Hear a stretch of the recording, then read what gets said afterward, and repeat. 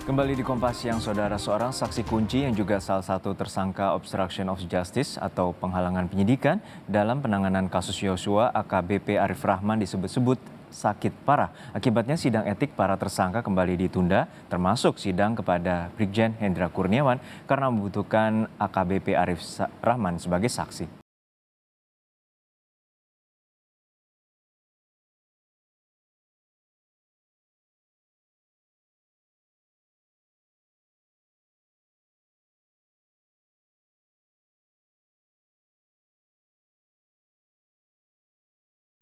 Sidang etik mantan Kepala Biro Pengamanan Internal Karopaminal Divisi Propampori, Brigjen Hendra Kurniawan, yang merupakan tersangka obstruction of justice atau penghalangan penyidikan kasus pembunuhan Brigadir Yosua, ditunda hingga pekan depan. Saksi kunci sakit, jadi alasan sidang ditunda. Adapun saksi kunci itu adalah AKBP Arif Rahman yang juga tersangka obstruction of justice. Kadif Humas Polri Irjen Dedi Prasetyo menyebut, AKBP Arif Rahman sakit parah dan butuh waktu lama untuk penyembuhan. Sakit lah. Ya proses penyembuhannya cukup panjang ya, karena sakitnya agak parah. Polri maunya cepat. Ya kita tuh maunya segera secepat mungkin kasus ini untuk kita tuntaskan. Tapi kendala-kendala non teknis seperti sakit, ya kan tidak mungkin untuk dipaksakan. Ya nggak mungkin dia dihadirkan dalam kondisi sakit. AKBP Arif Rahman yang harusnya menjadi saksi kunci dalam sidang etik Brigjen Hendra Kurniawan merupakan mantan Wakaden Biro Paminal Divisi Propampori. Setidaknya ada 3 peran AKBP Arif Rahman di kasus pembunuhan Yosua. Di antaranya mengikuti otopsi Yosua, memerintah penyidik Polres Jakarta Selatan membuat berita acara pemeriksaan BAP dengan hanya mengganti berita acara interogasi atau BAI, serta berperan aktif mengikuti prarekonstruksi yang hanya didasari BAI Biro Paminal. Selain menjadi saksi di sidang etik Hendra Kurniawan, AKBP Arif Rahman juga menjadi saksi kunci di sidang etik Ibda Arsyad Daifa Gunawan. Akibatnya, sidang etik Ibda Arsyad juga ditunda karena Arif sakit parah. Sosok Ibda Arsyad sendiri jadi sorotan karena ia merupakan anak anggota DPR RI fraksi Gerindra Heri Gunawan. Hal itu terungkap dari akun Instagram pribadi Heri yang mengunggah video pelantikan anaknya pada 14 Juli 2020. Sebelum tersandung permasalahan etik dalam kasus kematian Yosua, Ibda Arsyad Daifa Gunawan bertugas sebagai Kasubnit 1 Unit 1 Satreskrim Polres Metro Jakarta Selatan. Ia diduga merupakan penyidik Polres Jaksel yang tiba pertama kali di rumah dinas Verdi Sambo setelah pembunuhan Yosua.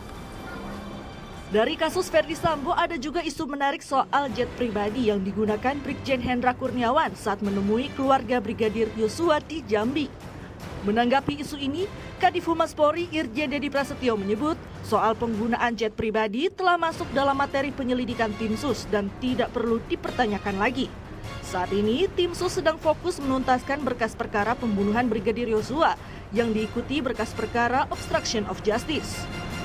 Dari tim sus, jadi tidak perlu lagi ditanyakan.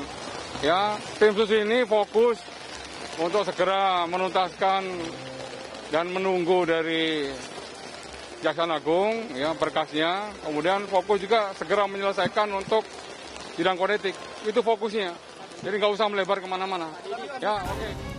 Komisi Kode Etik Polri terus menggelar sidang etik secara maraton terhadap polisi yang diduga terlibat dalam penanganan kasus pembunuhan Brigadir Yosua.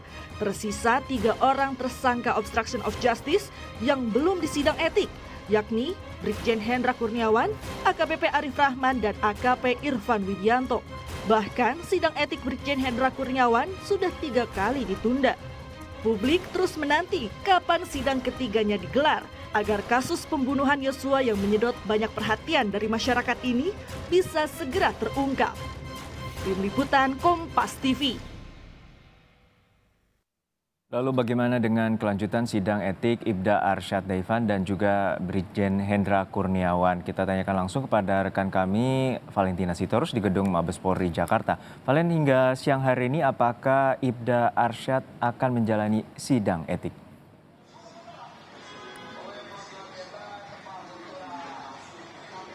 Ya, Junun, konfirmasi kepada Kabak Penum, dalam hal ini adalah Kombes Nurul Aziza. Ini sebenarnya sidang lanjutan terhadap Ibda Arsyad Daifa Gunawan ini harusnya terjadwal pada pukul 10.00 waktu Indonesia Barat. Namun hingga saat ini kami belum melihat bagaimana sidang itu kemudian terlaksana sesuai jadwal. Kami juga masih menunggu apakah sidang ini kemudian mundur dari jam jadwal yang sudah ditentukan ataupun justru ditunda. Karena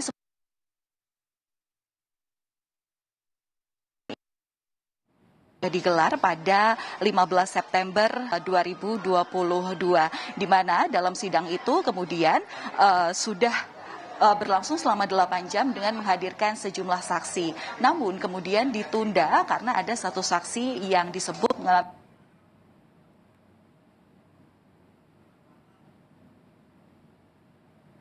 pada 15 September lalu. Ini kemudian dari Komite Kode Etik ini juga meminta adanya penambahan 2 saksi yang harus dihadirkan di persidangan selanjutnya. Artinya hari ini itu harusnya ada 2 tambahan saksi yang dihadirkan.